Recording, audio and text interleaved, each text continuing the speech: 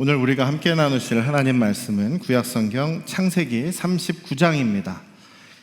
구약성경 39장 1절부터 23절까지 한 장 전체입니다만 가정에서 다 읽어오셨으리라 믿고 성경 봉독은 7절에서 10절까지만 해드리겠습니다. 주보에 항상 다음 줄 성경 본문이 미리 나와 있다는 거 아시죠? 네. 주중에 한번 읽어보시고 오시면 좋을 것 같습니다. 그 후에 그의 주인의 아내가 요셉에게 눈짓하다가 동침하기를 청하니 요셉이 거절하며 자기 주인의 아내에게 이르되 내 주인이 집안의 모든 소유를 간섭하지 아니하고 다 내 손에 위탁하였으니 이 집에는 나보다 큰 이가 없으며 주인이 아무것도 내게 금하지 아니하였어도 금한 것은 당신뿐이니 당신은 그의 아내임이라. 그런즉 내가 어찌 그 이 큰 악을 행하여 하나님께 죄를 지으리이까. 여인이 날마다 요셉에게 청하였으나 요셉이 듣지 아니하여 동침하지 아니할 뿐더러 함께 있지도 아니하니라. 아멘. 할렐루야. 우리 아버지 하나님의 크고 놀라우신 은혜와 그 크신 사랑이 여러분과 여러분 가정에 충만하시기를 주님의 이름으로 축원합니다. 여러분들 자고 일어났는데 갑자기 여러분들이 지금 자고 있던 여러분들의 침실이 아니라 갑자기 정말 내가 전혀 알지 못한 그런 새로운 환경에 떨어져 버렸다. 갑자기 누가 나를 납치해서 정말 알지도 못하는 환경에 떨어지게 했다라고 한다면 여러분들 어떠시겠습니까? 막 당황스럽고 황당하고 불안하고 온갖 걱정이 다 몰려들겠죠. 내가 왜 여기 와 있을까? 전혀 알지도 못하는 그런 마음이 계속 질문에 질문을 계속 꼬리를 이어서 여러분들 마음에 들지 않겠습니까? 옛날에 연해주라고 하나요? 러시아에서 중앙아시아 쪽에 있었던 우리의 한국 사람들이죠. 조선족들이 영문도 모르게 하루아침에 어디죠? 연해주 쪽에서 한밤중에 다 붙잡혀가지고 기차를 타고 러시아 반대쪽에 가서 중앙아시아 지역에 가서 거기에서 많은 사람들이 죽고 거기서 그냥 살라고 그냥 풀어버렸던 그런 역사가 있었다라는 것을 우리가 최근 들어서 이렇게 알게 된 적이 있습니다. 또 일제시대 때 1939년하고 40년대 그때 굉장히 우리나라에서 수탈이 일어나기도 했습니다만 그때 우리나라 청년들이 갑자기 일본이 우리나라 청년들을 붙잡아다가 하루아침에 살고 있던 고향 땅에서 그걸 끌고 배를 태워서 일본에 거기 또 이제 구남도라고 하는 섬 그리고 또 일본의 그 탄광 지역에다가 한국 청년들을 집어넣고 강제로 일을 시킨 그런 일이 있었습니다. 가끔 여러분들이 인터넷에서 사진을 검색해 보시면 일제 강제 징용 이런 거 사진을 이렇게 보실 수가 있어요. 오늘 사진을 저도 보고 갖고 있습니다만 이렇게 보여드리기에는 좀 이렇게 시꺼멓고 좀 흑백이니까 또 무서워요. 너무 이렇게 또 비참합니다. 사람들이 제대로 먹지도 못하고 얼마나 일을 했는지 완전히 그냥 거죽만 남아 있어요. 뼈하고 거죽만 남아 있는 그런 비참한 삶을 살았던 것을 보고 있습니다. 강제 그렇게 징용을 시켜놓고 많은 사람의 생명을 앗아갔는데 여전히 일본은 딴소리를 하고 있죠. 거짓말하고 있고 자기들이 잘못한 거 인정을 안 하고 있죠. 그래서 저희들이 일본을 생각할 때마다 막 화가 나고 그냥 힘만 있었으면 그냥 한번 혼내줬으면 좋겠다 이런 생각을 하는 거 아니겠습니까? 잘못을 인정하지 않고 사과하지 않기 때문에 계속 지금 위안부 문제든지 이 강제징용 문제가 계속 풀리지 않는 것은 사과를 제대로 하지 않기 때문입니다. 근데 어쨌든 그렇게 하루아침에 자기가 살고 있던 그 편안한 그 고향 땅에서 하루아침에 강제 노동을 해야 되는 노예와 같은 환경으로 바뀌었다고 생각해 보십시다. 거기에 있는 사람들이 얼마나 진짜 힘들고 고통스럽고 불안하고 걱정스럽고 괴롭고 내가 왜 이런 상황에 있나 이해도 할 수 없고 그런 막막한 그런 상황에 그런 심정일 것이다. 그 마음이 우리가 상상은 할 수 있겠지만 우리가 감히 알지 못할 것입니다. 이런 비슷한 상황을 지금 요셉이 겪고 있다는 겁니다. 지금 이 요셉이 어떻습니까? 그 17살 때까지 막 그 아버지의 사랑을 독차지하고 있고 채색 옷, 그 색깔이 아주 호화찬란한 그런 명품 옷을 입고 있으면서 자기 집안에서 가장 권력자 아니겠습니까? 힘이 세고 10명의 형들이 있지만 형들이 다 자기 앞에서 그냥 꼼짝도 못하는 그런 아주 그냥 자기 생각에는 행복한 삶을 살고 있었겠죠. 그러다 어느 날 갑자기 형제들이 자기를 붙잡아다가 죽이려고 하질 않나. 죽이지는 않았는데 노예 상인한테 팔아버리질 않나. 그래서 자기가 살고 있던 그 가나안 땅에서 갑자기 어느 한순간에 엄청나게 멀리 떨어진 이집트라고 하는 전혀 새로운, 너무나도 새로운 낯선 환경에 뚝 떨어져 있다 이겁니다. 더군다나 이 사람의 지금 신분은 노예라는 것이죠. 지금 요셉의 마음이 어땠을까요? 지금 노예로 지금 이집트에 떨어져 있는 이 요셉의 마음이 어땠을까요? 황당하기도 하고 이거 자기가 전혀 이해할 수가 없는 상황이죠. 형들이 왜 나를 이렇게 팔았을까? 형들에 대한 분노와 원망도 잔뜩 있었을 것이고 또 그렇게 막 혼란스러워하고 불안해하고 있다고 해서 노예 상인, 노예 주인이 가만히 놔둡니까? 너 인마 노예가 빨리빨리 안 움직여? 빨리빨리 일 안 해? 가만히 있으면 매를 맞게 되겠죠. 또 실수하면 밥도 안 주게 되겠죠. 요셉이 처음부터 노예로 딱 신분이 노예로 바뀌고 나서 그래 내가 오늘부터 노예니까 어떻게 하면 주인의 마음에 들 것인지 내가 열심히 살아보겠다, 열심히 일해야지, 막 이렇게 의욕과 열정을 가지고 열심히 일했다고 생각하십니까? 전혀 그렇지 않죠. 요셉은 우리가 상식적으로 생각해봐도 어느 날 갑자기 노예가 된 이 요셉은 자기의 상황이 전혀 이해가 되지 않을 겁니다. 너무나 혼란스러운 상황이에요. 너무나 힘든 상황입니다. 이게 어떻게 된 일인가 하면서 막 눈물만 흘리고 있었을지도 모르겠습니다. 그런데 그런 요셉, 이런 상황의 요셉에게 있어서 오늘 성경이 하는 말씀은 우리가 읽지는 않았습니다만 앞부분에서 계속 반복되는 말씀, 또 뒷부분에서도 감옥에 있을 때도 계속 반복되는 말씀이 뭐냐면 하나님이 요셉과 함께 하셨다. 하나님이 요셉을 돌보셔서 형통하게 하셨다. 이런 얘기들이 반복되고 있다는 거예요. 반복된다는 얘기는 중요하다는 얘기죠. 성경에서 반복된다는 얘기는 그게 중요하다는 얘기고, 또 이 하나님이 요셉과 함께 하셨고 하나님이 요셉을 돌보셔서 형통하게 하셨다라는 것은 누구의 고백일까요? 누구의 이야기일까요? 요셉 자신의 이야기입니다. 나중에 요셉이 자기의 인생을 돌아보면서 자기의 자녀들에게, 자기의 자손들, 이스라엘 자기의 친척들에게 하는 이야기가 이 이야기입니다. 왜냐하면 이 창세기는 모세가 기록한 성경이죠. 모세는 요셉 이후에 한참 있다가 나온 사람입니다. 그 모세가 요셉의 이야기를 어떻게 알았겠습니까? 요셉이 요셉의 아들들에게 했던 이야기, 그 아들이 또 그 아들에게 이야기를, 조상들에게서부터 내려온 이야기를 전하고 모세에게까지 이 이야기를 전달해 주었기 때문에 모세가 그것을 받아서 기록한 것이 창세기입니다. 그러니까 이것은 모세의 평가나 모세의 고백이 아니라 요셉의 고백이라는 것입니다. 요셉이 하나님이 나와 함께 하시는구나 라는 것을 믿게 되었다라는 것이죠. 어떻게 요셉이 하나님이 나와 함께 계시는 것을 믿게 되었을까요? 요셉이 지금 하나님이 나와 함께 계시는구나 라는 믿었다는 증거가 9절 말씀에 있습니다. 9절의 고백에 있어요. 요셉의 삶에 있어서 가장 위대한 고백이지요. 9절 말씀에 이 집에는 나보다 큰 사람도 없고 주인이 아무것도 내게 금하지 않았습니다만 금한 것은 당신뿐입니다. 왜냐하면 당신은 나의 주인의 아내이기 때문입니다. 그런데 내가 어찌하여 이 큰 악을 행하여 하나님께 죄를 짓겠습니까?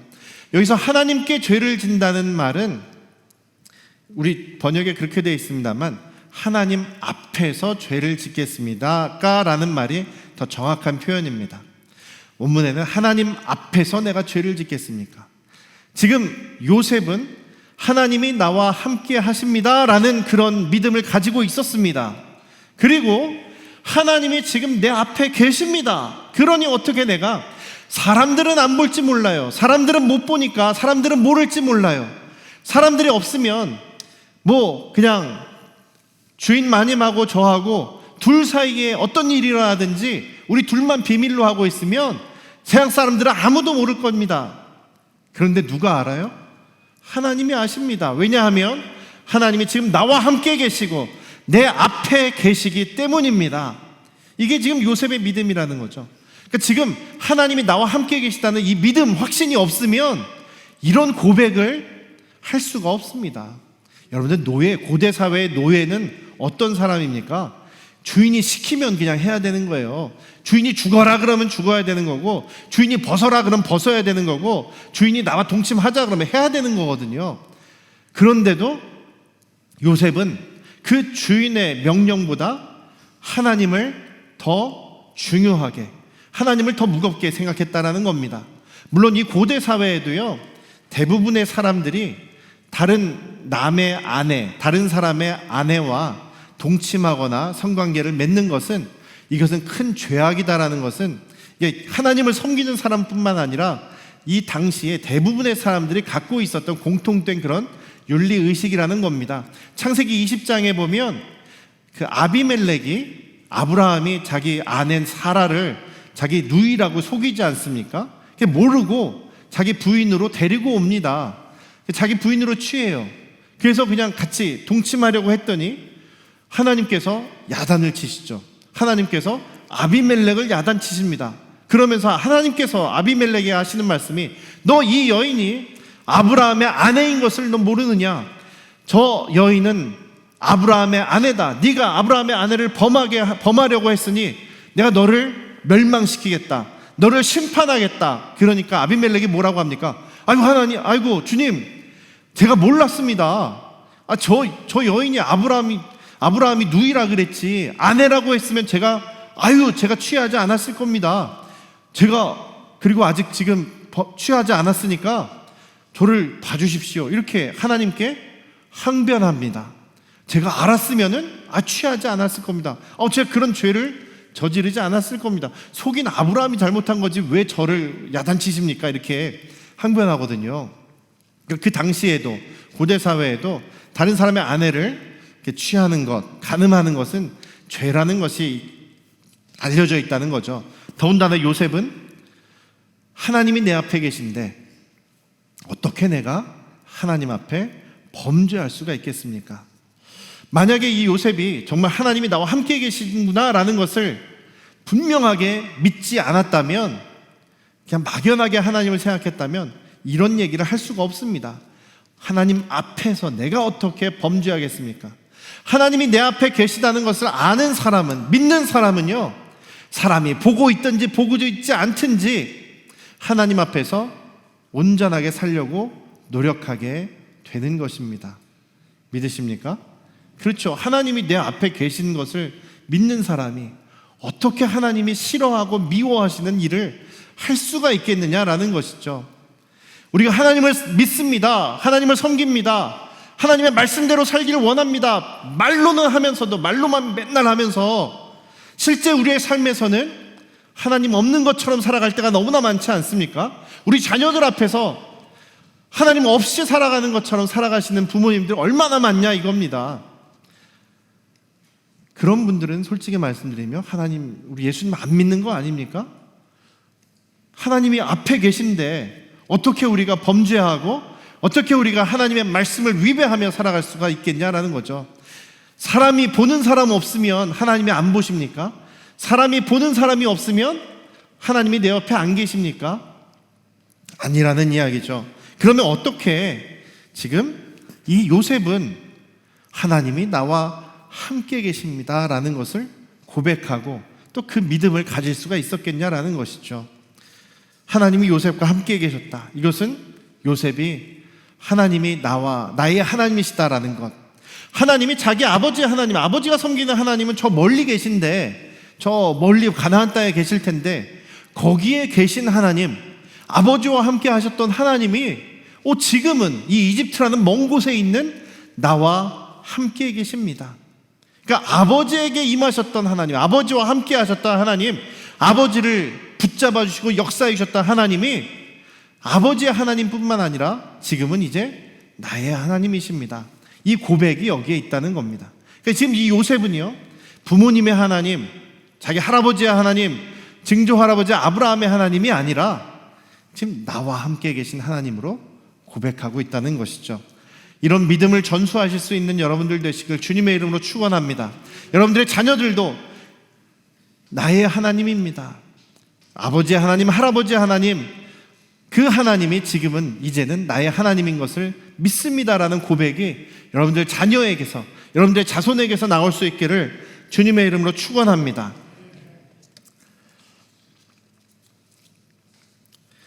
요셉이 처음부터 이런 큰 믿음을 가지고 있었을까요? 요셉이 처음부터 이런 큰 믿음, 하나님이 나와 함께 계시니 내가 어떻게 하나님 앞에서 죄를 짓겠습니까? 이런 큰 믿음을 가지고 있었을까요? 아니었을 것 같아요. 37장에 보셨어요. 지난주에 말씀 나눴던 것처럼 요셉은 아주 기고만장하고 교만하고 형들한테 아주 못되게 구는 그런 참 나쁜 동생 아니었습니까? 정말 그 믿음을 가지고 있었다면, 하나님이 정말 어떤 것이 의와 어떤 것이 하나님의 공도인지를 잘 알고 있었다면 형들한테 그렇게 함부로 하지 않았을 거란 말이죠. 처음부터 그렇게 알았을까요? 하나님을 처음부터 그렇게 분명하게 나의 하나님으로 알고 있었을까요? 아니었을 것 같아요. 아까도 처음에 말씀드렸듯이 요셉은 지금 하루아침에 황당한 지금 상황 속에 있지 않습니까? 하루아침에 채색 옷을 입고 떵떵거리던 자리에서, 귀족 같은 자리에서 지금 노예 신분이 되어 있습니다. 황당하고 불안하고 있지만 자기의 주인인 노예 상인, 그리고 자기의 주인은 자기를 가만히 내버려 두지 않습니다. 처음에 노예 생활 시작하면서부터 요셉이 모든 일을 잘하진 않았을 겁니다. 제가 결혼하고서 이제 얼마 안 있다가 미국에 유학을 하러 갔는데 저는 그 미국에 이제 한 달 정도 이렇게 놀러 간 적이 있었어요. 90년대 이제 신대원 다닐 때 한 달 정도 이렇게 카나다랑 이제 미국이랑 가서 몇 군데 이렇게 돌아다니면서 거기서 미국이 이런 곳이구나. 영어 뭐 이거 할만하네. 뭐 살아남을 수 있겠는데 뭐 이런 자신감이 있었어요. 그런데 막상 미국에 뚝 떨어지니까요. 그 다음부터 저는 완전히 난 완전히 바보네 이런 생각을 하게 되더라고요. 제가 할 수 있는 게 아무것도 없는 거예요. 뭐 갑자기 영어가 하나도 안 들리고요. 뭐 제가 어떻게 해야지 여기서 정착하고 살겠는지를 모르겠는 거예요. 미국에는 무조건 집에 이제 자기 집이라고 해서 들어가면은요, 제일 처음에 해야 되는 게 뭐냐면 전화회사에 전화를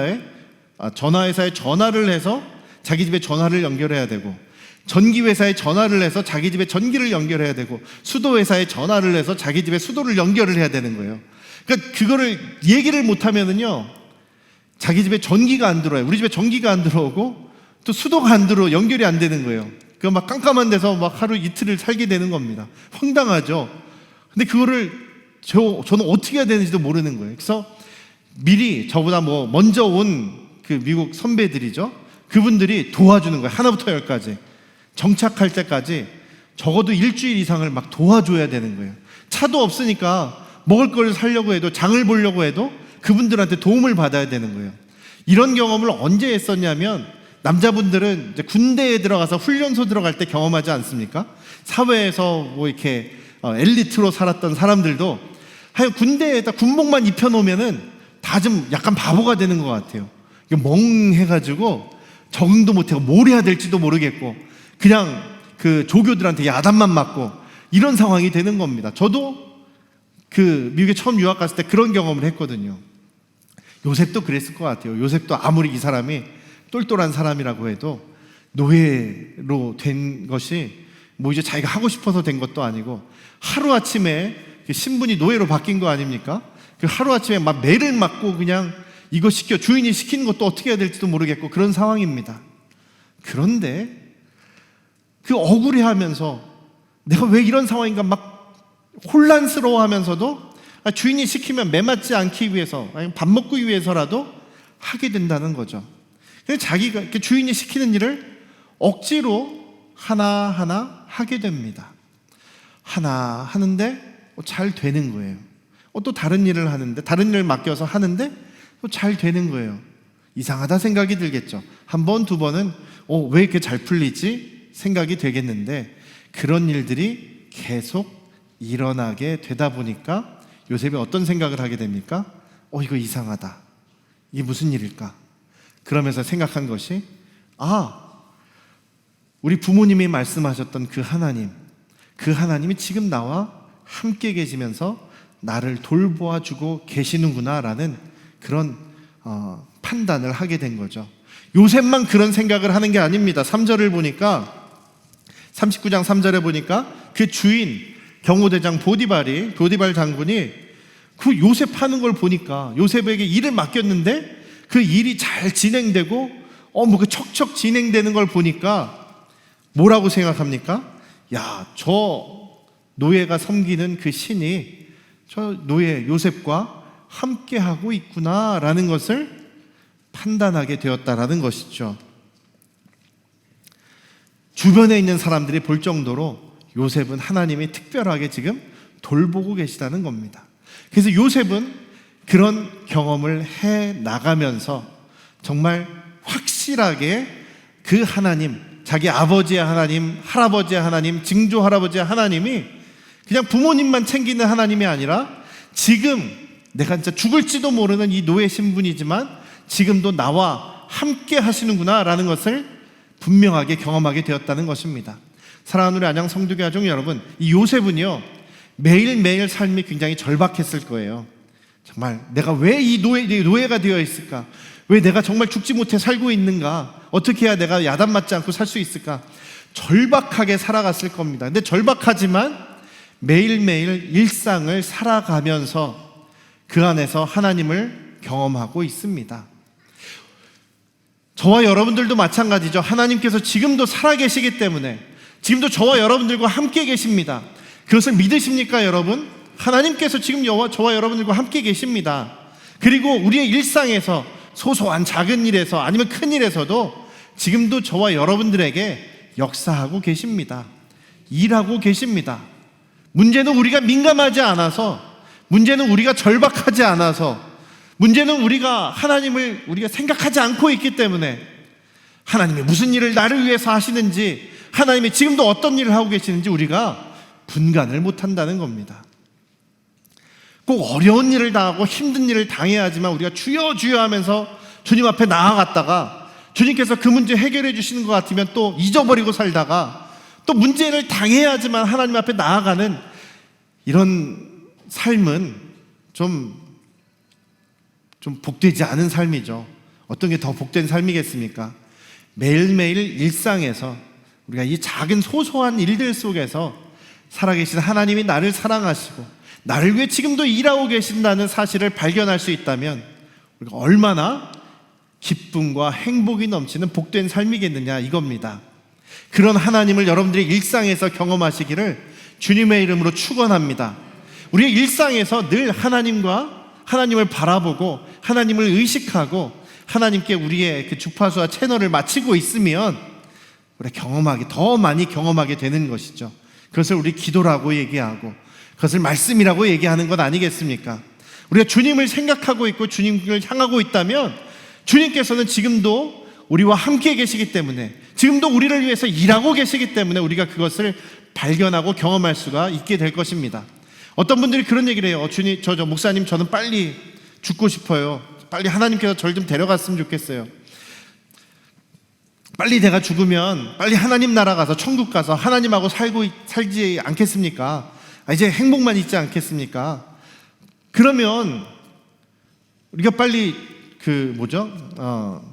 그렇게 생각하신다면 우리가 신앙생활하는 이유가 뭐가 있습니까? 그냥 우리가 정말 죽기 전에 그냥 내가 예수님 믿습니다 하고 예수님의 그 옆에 있었던 그 강도처럼 오늘날 내가 나와 함께 낙원에 있으리라 그 이야기 듣고서 그냥 천국에 갔던 것처럼 죽기 전에 예수님 믿고 그냥 천국 가는 게 제일 좋은 거 아닙니까? 라고 생각할 수가 있어요. 그렇지 않습니다. 우리가 살아서 예수님을 믿는 것, 우리가 하나님의 자녀가 된 그 순간부터 우리 하나님은 성령께서 우리 안에 계시기 때문에, 함께 계시기 때문에 우리의 모든 일상에서 우리와 함께 일하신다는 것입니다. 우리와 함께 살아가신다는 것입니다. 우리가 정말 주님 앞에 채널만 맞추고 있으면 우리를 위해서 얼마나 많은 일을 하시는지 경험할 수 있다는 겁니다. 지금도 우리가 순간순간 주님을 경험할 수 있다면 그것이 얼마나 행복하고 기쁘고 복된 삶이 아니겠습니까? 우리는 살아도 그 하나님의 함께 하심을 경험할 수가 있습니다. 그것이 우리가 살아서 경험하는 하나님 나라입니다. 우리가 살아있는 동안에 그 하나님을 풍성하게 경험해야 우리가 정말 하나님 나라 천국에 가서도 정말 그 풍성함을 더 마음껏 누릴 수 있게 되는 것입니다. 우리가 살았을 동안에 하나님과 함께하는 것을 제대로 경험하지 못하는 사람이 천국에 간들 그것이 얼마나 좋은 삶인지 제대로 알 수나 있겠습니까? 그래서 우리가 살아있는 동안에 하나님을 어떻게 경험하시는지, 어떻게 풍성하게 우리와 함께 하시는 하나님을 우리가 동행하며 살아가는지가 우리의 천국에서의 삶도 결정한다라고 저는 그렇게 생각합니다. 사랑하는 우리 안양 성도교회 가족 여러분, 일상의 삶 속에서 우리 하나님께 주파수를 맞추고 하나님이 우리를 위해서 얼마나 풍성하게 일하시고 노력하시는지를 경험하게 되는 저와 여러분들 되시길 주님의 이름으로 축원합니다. 그런데 이 요셉이요, 그러면 하나님께서 여기 보면 계속 하나님이 요셉과 함께 계셔서 형통했다, 모든 일이 형통했다라고 했는데 정말 형통한 겁니까? 그러니까 우리 인간적인 생각에서 보면 요셉이 아무리 형통했어도 노예잖아요. 아무리 형통했어도 누명을 쓰고 감옥에 갇히지 않습니까? 하나님이 함께 하시고 형통한 삶이 노예가 되고 감옥에 갇히는 삶이라면 이건 좀 문제가 있는 건 아닙니까? 하나님께서 왜 요셉이 노예가 되게 하는 것을 안 막아주시고 감옥 가는 거 고생하게 되는 것을 왜 좀 막아주셨으면 좋겠는데 왜 미리 안 막아주셨을까요? 우리가 첫 번째로 생각해야 될 것은 하나님이 우리 아버지시고 우리와 함께 하시는 하나님이시지만 우리의 모든 어려움들을 미리 다 막아주셔야 되는 의무가 있습니까? 우리 하나님이 그런 의무를 가지고 계신 분입니까? 아니라는 사실이에요. 그러니까 우리가 주인과 종을 자꾸만 바꾸려고 그래요. 우리 하나님이 우리의 주인이시지 내가 하나님의 주인이 아니라는 겁니다. 하나님은 우리의 모든 어려움을 막아주실 의무가 없습니다. 두 번째로는 우리가 이제 성경을 알기 때문에 이 요셉의 이제 그 인생을 알지 않습니까? 인생의 여정을 이렇게 쭉 지나와서 돌아봤을 때 처음에는 우리가 이해가 되지 않습니다. 어려움을 당하는 순간에는 이해가 되지 않지만 인생의 여정을 지나고 나면 이해가 되는 경우가 많죠. 하나님의 섭리가 있었기 때문입니다. 하나님의 계획이 계시기 때문입니다. 물론 그 중간중간 우리가 선택을 잘못해서 고생하게 되는 경우는 많습니다만 그럼에도 불구하고 하나님께서 함께 계시고 형통하게 한다는 의미는 무조건 하나님이 내 모든 어려움을 다 막아주셔야 형통한 것이 아니고 우리에게 필요한 것을 하나님께서 아시기 때문에 우리가 변화되어야 되는 것, 우리가 고쳐져야 되는 우리의 모난 부분들을 아시기 때문에 그것을 다루시기 위해서 하나님께서 일을 해 나가신다라는 것을 우리가 이해하시길 주님의 이름으로 축원합니다. 그렇게 생각할 때 그것이 더 우리에게 복이 된다라는 것이죠. 내가 지금 당하고 있는 어려움 당장은 이해할 수 없는 경우가 많습니다만 돌아봤을 때 그것을 견뎌갔을 때 그 후에 하나님께서 나를 이렇게 보호하셨고 인도해 주셨고 나를 이렇게 다듬어 주셨습니다 라는 고백을 우리가 할 수 있게 되는 것이죠. 그런 신실하신 하나님을 우리가 끝까지 붙잡고 믿고 의지하시기를 주님의 이름으로 축원합니다. 요셉이 어쨌든 그 하나님을 경험하고 아버지의 하나님이 내 하나님입니다. 하나님이 나와 함께 계시고 내 앞에 계십니다라는 것을 고백할 수 있는 단계가 되었습니다. 그런데 어떻게 요셉은 그 하나님이 기뻐하시는 의와 공도를 알고 그 주인 아내의 유혹을 이길 수가 있었을까요? 하나님께서 아브라함을 선택하시고 부르시고 아브라함에게 그 약속하시고 그것을 지켜나가시는 이유를, 목적을 창세기 18장 19절에서 말씀해 주셨죠. 내가 너를 선택한 것은 네가 자녀들을 잘 가르쳐서 그들이 하나님을 섬기고 하나님의 의와 공도를 지키게 하기 위한 것이다 라고 말씀해 주셨단 말이죠. 그런데 여러분, 그렇다면 이 요셉의 아버지인 야곱이 요셉을 정말 잘 가르쳐서 하나님의 의와 하나님의 공도를 잘 가르쳐서 요셉이 하나님의 의, 하나님이 이것은 하나님 앞에 죄입니다 이렇게 분명하게 알 수 있었을까요? 요셉이 하나님의 이것이 죄입니다라는 것을 알게 된 것이, 잘 알게 된 것이, 그 큰 믿음을 갖게 된 것이 아버지 덕분이었겠느냐? 물론 아버지 덕분이죠. 그러니까 아버지의 가르침 덕분이었겠느냐? 야곱이 요셉과 그 형제들 다 불러놓고, 자 일로 와봐라, 자 우리 하루에 1시간씩은 예배드리고 하루에 1시간씩은 성경 공부하자. 성경 없었습니다만 하루에 1시간씩 하나님이 어떤 분이신지를 내가 가르쳐줄게. 체계적인 신앙 공부가 있었겠습니까? 체계적으로 하나님이 어떤 분이신지를 가르쳤겠습니까? 야곱이요, 자기도 하나님의 의가 어떤 건지 잘 모르고 살았어요. 이삭은 어떻습니까? 야곱의 아버지 이삭은 어땠습니까? 하나님의 의와 공도 잘 몰랐어요. 그냥 어렴풋이 아는 거죠. 정말 제대로 알았으면 자기 아들들을 편애하면서 차별하면서 살았겠습니까? 아니죠.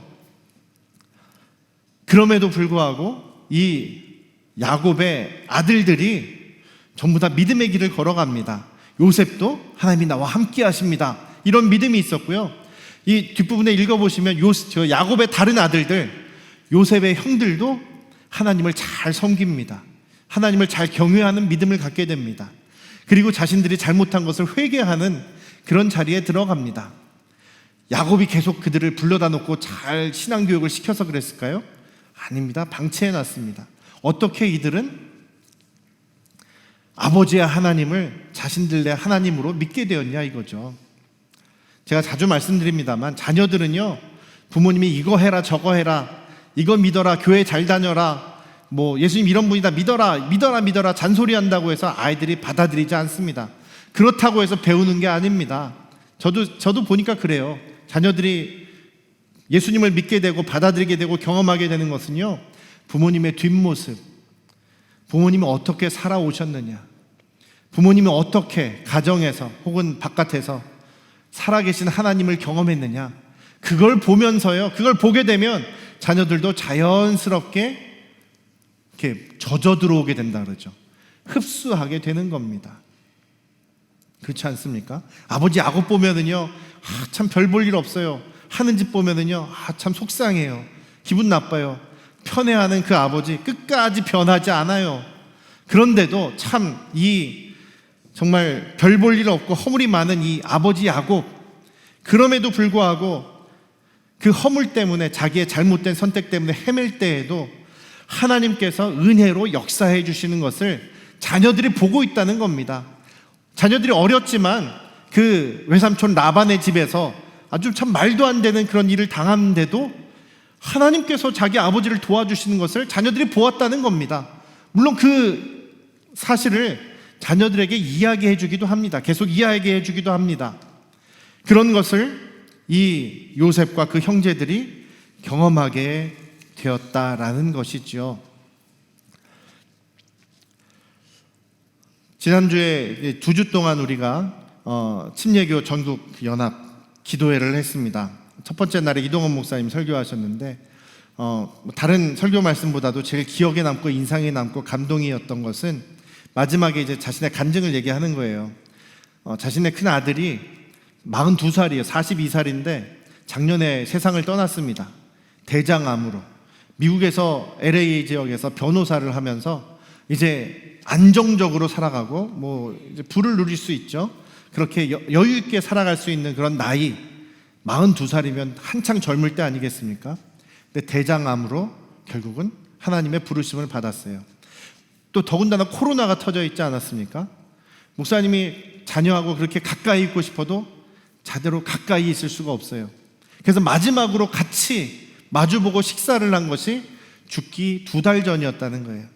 죽기 2달 전, 한참 대장암 말기에 정말 죽을 고생을 하고 있는 그 아들하고 마지막 식사를, 그게 이제 마지막 식사인지도 모르겠지만 마지막 식사를 하는 자리에서 아버지가 너무나 슬퍼하면서 아들에게 그렇게 얘기했다는 거예요. 아들아, 내가 너무나 미안하다. 내가 너에게 해줄 수 있는 것이, 지금 내가 너에게 해줄 수 있는 것이 기도밖에 없구나. 너무나 미안하다. 그렇게 얘기를 했다는 거예요. 그랬더니 이 아들이 하는 얘기가, 아빠 그런 말씀 하지 마세요. 저는 아빠 때문에 너무나 감사해요. 아빠가 아니었으면 제가 어떻게 예수님을 믿었겠습니까? 아빠가 우리의 아버지, 존경받을 만한 아버지, 또 우리에게 신앙을 가르쳐 주시고 예수님을 소개해 주셔서 제가 예수님 믿고 저는 영원한 소망을 갖게 됐지 않았습니까? 저는 그래서 아빠가 감사해요. 아빠가 저의 존경을 받는 그런 아빠라서 감사합니다. 감사 인사를 오히려 했다는 거예요. 저도 그런 아빠가 되고 싶어요. 우리 자녀들이 나중에 저보다 일찍 하나님의 부르심을 받을지, 제가 일찍 죽을지 모르겠지만 저에게 아버지 덕분에 제가 예수님을 믿게 됐습니다. 아버지 덕분에 제가 영원한 생명을 갖게 되었습니다. 감사합니다라는 이야기를 듣고 싶습니다. 여러분들도 그런 부모님이 되실 수 있기를 주님의 이름으로 축원합니다. 여러분들 인생의 성공이 뭐겠습니까? 돈 많이 벌고서 무슨 좋은 차, 외제차, 무슨 벤츠, 무슨 여러 가지 이름도 모르는 그런 차를 타고 다니는 게 넓은 100평 넘는 그런 큰 호화 주택에서 수영장 있는 집에서 사는 것이 성공입니까? 아닙니다. 영원한 생명 갖는 것이 성공이고, 여러분들의 자녀들이 전부 다 하나님의 백성이 되어서 예수님 믿고 구원받아서 영원한 하나님 나라에서 같이 우리 행복하게 영원히 살아가는 것이 정말 우리의 인생의 성공 아니겠습니까? 그렇다고 한다면 우리가 어떻게 우리 자녀들에게 내 하나님, 아버지의 하나님을 우리 자녀들의 하나님으로 고백하고 나의 예수님, 나의 주인이신 예수님을 우리 자녀들에게 소개할 수 있고 그 자녀들도 내가 살아계신 예수님을 믿습니다, 우리 할 수 있겠습니까? 우리가 비록 완전할 수가 없습니다. 부족하고 연약하지만 우리가 잘못했을 때 주님 앞에 무릎 꿇을 수 있고 눈물을 흘리며 회개할 수 있는 모습을 우리 자녀들 앞에서 숨기는 거 없이 그대로 드러낼 수 있다면 자녀들이 우리 아버지, 어머니가 하나님 앞에서 이렇게 살아가는구나, 자녀들이 하나님 앞에서 이렇게 신앙생활 하는구나, 정말 하나님이 살아계시는구나, 이렇게 경험할 수 있지 않겠습니까? 저도 마찬가지입니다. 어릴 때 자고 있을 때 가끔 저희 어머니가 새벽기도 갔다 오셔서 저한테 손을 얹고 기도해 주세요. 축복하면서 기도해 주세요. 저는 갑자기 손이 차가우니까 깨가지고 짜증 막 내죠. 짜증나게 왜 잠 깨우냐고 그러는데 나중에 알게 됐는데 기도하고 계신 거예요. 부모님들이 저를 위해서, 우리 가족을 위해서, 자녀들을 위해서 눈물을 흘리며 기도하시는 모습을 볼 때 자녀들은 어떤 생각을 하겠습니까? 나를 위해서 우리 부모님이 기도해 주시는구나. 가끔 저는 그런 경험을 했습니다만, 어떤 정말 예수 믿는다고 해서 우리 어떤 부인이 우리 교회에 예수 믿게 됐다고 해서 그 남편이 한밤중에 술 먹고 칼 들고 쳐들어와서 우리 목사님 막 죽인다, 원로 목사님 막 죽인다 어쩐다 협박하기도 하고 술 먹고 와가지고 막 행패 부리고 이런 경우들이 있었단 말이죠. 그런 것을 어떻게 처리해 나가시느냐, 하나님께서 그 사람들을 어떻게 역사하시는가를 우리 자녀들이 본단 말이죠. 그러니 우리는 자연히 우리 부모님과 함께 하신 하나님이 살아 계시는구나라는 것을 경험할 수 있다는 것입니다. 사랑하는 우리 안양 성도교회 가족 여러분, 자녀들 자리에 앉혀놓고 성경을 이렇게 체계적으로 교회다, 저 시스템 좋은 교회다 자녀들 맡긴다고 해서 그 자녀들이 신앙을 갖게 되는 거 아닙니다. 우리 부모님들이, 우리 가족들이 평소에 어떻게 살아가느냐. 시간이 좀 많이 갔습니다만 제가 미국에서 처음에 어떤 교회를 가게 됐는데 방문을 했어요. 그 교회를 다니려고. 그랬더니 어떤 그 교회 개척하는데 개척 멤버였대요. 지금 중심이 되는 집사님이 한 분이 식사하자고 우리 집으로 초대를 해줬어요. 그 집에 갔어요. 같이 밥을 먹고 있어요. 근데 그 남자 집사님이 물어보는 거예요. 혹시 우리 교회에 계속 오실 생각입니까? 그렇게 물어보는 거예요, 저한테. 그래서 네? 무슨 말씀이세요? 그냥 계속 다니려고 합니다만 이랬더니 그래요? 우리 교회가 좀 그래요. 목사가 그러면서 말을 얘기를 안 하는 거예요. 목사님은 어떠신데요? 목사님이 목사 같지도 않고 이런 얘기를 하는 거예요. 뭔가 구체적인 문제는 얘기 안 하는데 그냥 불만이다 이거죠. 나중에 알고 봤더니 자기 생각대로 일하지 않는 목사님, 자기 생각대로 사역하지 않고 자기 생각대로 자기 스타일대로 말씀을 전하지 않는다고 해서 그렇게 불만을 표시하는 거예요. 저는 그래서 이 교회 안 되겠다, 이 교회 이제 나가지 말아버릴까 생각하다가 그 목사님이 오히려 더 불쌍한 거예요. 그래서 끝까지 자리를 지켰어요. 그랬더니 오히려 저한테 교회를 욕하고 목사님 목사 같지도 않고 이런 그분이 보니까 가정이 엉망이 되더라고요. 자녀들이요, 신앙생활 제대로 하겠습니까? 예수님 제대로 믿지도 않고요, 다 딴 길로 가더라고요. 자기도 고생하고요. 나중에 매 맞고 좀 돌아왔다고는 얘기하는데 어떤 부모님이 되시겠습니까? 무릎 꿇고 눈물을 흘리며 자녀들을 축복하며 기도하는 부모님의 기도는 당에 떨어지지 않습니다. 우리 자녀들이 어떻게 신앙을 이어줄 것이냐, 여러분들이 매일매일 일상에서 하나님 경험하시면 됩니다. 예수님 경험하시면 됩니다. 그리고 그것을 정말 기쁘게 우리 자녀들에게 소개해 주십시오. 예수 믿어라, 교회 다녀라, 이걸 얘기하는 게 아니라 내가 오늘 이런 일이 있었어, 내가 오늘 정말 살아계신 주님을 내가 지금도 경험하고 있단다, 주님은 살아계시다, 이렇게 나눌 수 있는, 그리고 여러분들이 정말 살아가시는 모습으로 우리 자녀들이 보고 자연스럽게 예수님을 만나갈 수 있도록 여러분께서 그렇게 환경을 제공해 나가실 수 있는 우리 안양 성도교회 가족들 되시기를 주님의 이름으로 축원합니다. 기도하겠습니다.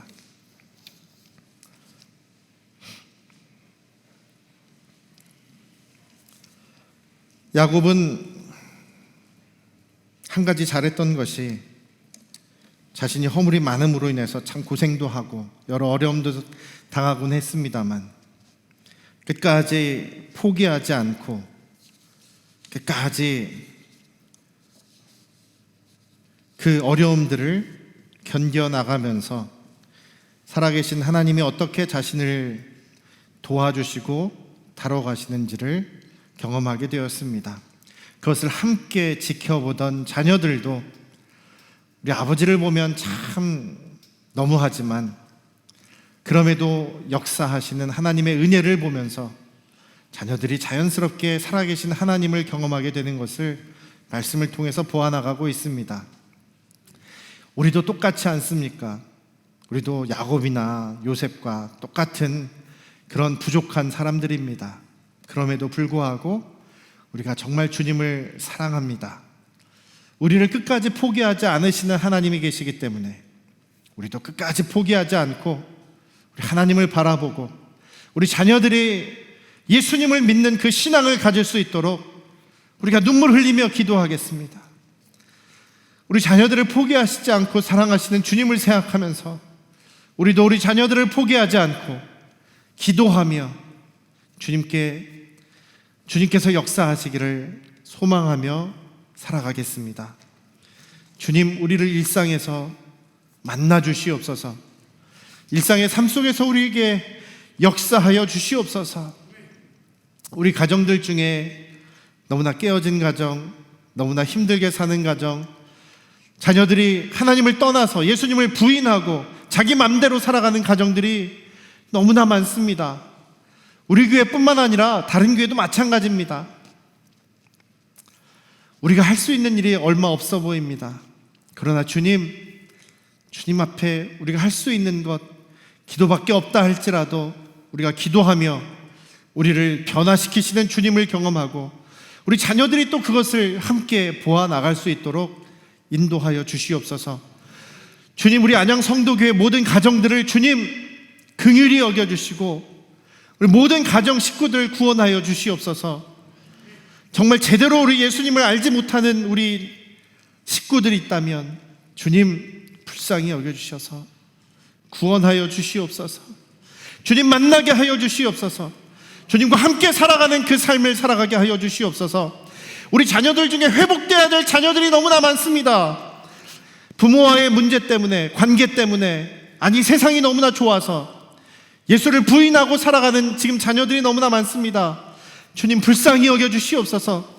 우리 부모님들의 그 눈물의 기도가 땅에 떨어지지 않도록 주님 역사하여 주시옵소서. 우리를 인도하여 주시옵소서. 이번 한 주도 우리의 일상에서 우리를 이끌어 주시옵소서. 이제는 우리를 죄에서 구원하신 예수 그리스도의 은혜와